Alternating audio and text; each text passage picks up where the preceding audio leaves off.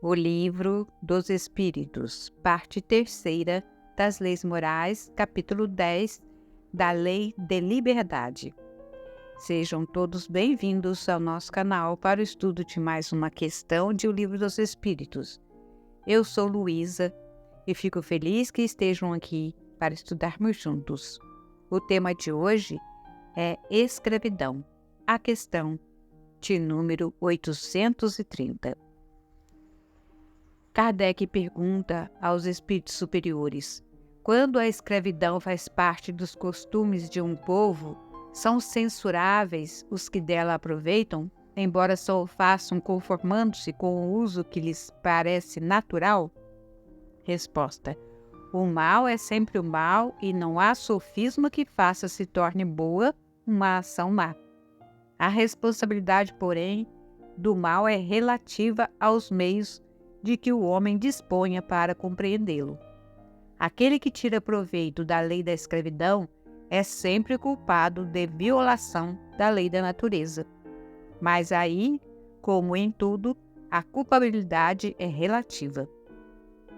Tendo-se a escravidão introduzida nos costumes de certos povos, possível se tornou que, de boa fé, o homem se aproveitasse dela como de uma coisa que lhe parecia natural. Entretanto, desde que mais desenvolvida e, sobretudo, esclarecida pelas luzes do cristianismo, sua razão lhe mostrou que o escravo era um seu igual perante Deus, nenhuma desculpa mais ele tem. O Espírito Miramês comenta essa questão na obra Filosofia Espírita, no volume 17, dizendo que as leis de um povo são de acordo com as suas necessidades educativas, e como amostra disso podemos notar as diferenças de país para país. No entanto, elas vão se modificando com as mudanças dos homens. Se uma nação for recebendo mais almas primitivas ou envolvidas em dívidas do passado, as leis vão se arrochando cada vez mais para que elas possam saldar o débito dos seus deslizes. Mas tudo isso são processos de despertamento das qualidades espirituais das almas em questão. O que se chama de mal são sempre esses processos. Em todas as circunstâncias, em tudo, eles aparecem para desentulhar os caminhos e tornar os espíritos melhores. Quando se destrói uma mata, parece-nos um mal. No entanto, é dali que surgirá a alimentação das criaturas. Como se pode fazer o plantio no seio da mata virgem? É preciso que se destrua, em muitos casos, para construir. A casa velha, quando destruída, para fazer levantar uma nova, modificada e bem mais saudável. Os corpos, igualmente, são destruídos para que a alma receba novo corpo com novas possibilidades de se reerguer. As leis estabelecidas em um país, quando não mais necessárias, são substituídas por outras mais aprimoradas. Não vamos colocar Deus como carrasco por esse motivo. Nós é que não sabemos, na profundidade, o que são essas mesmas leis que se encontram em vigor e o bem que fazem para os que a ela estão sujeitos. Não se deve somente olhar para trás. Se há alguém sofrendo no mundo, que se faça qual Jesus. Trabalhe-se para o aprimoramento dessa criatura e que não se passe com isso a viver o que ela vive. A compaixão desmedida retrocede os próprios sentimentos. Cada um recebe o que merece na pauta do tempo. Estudemos em Lucas, no capítulo 9, versículo 62, a seguinte instrução. Mas Jesus lhe replicou: ninguém que, tendo posto a mão no arado, olha para trás, é apto para o reino de Deus.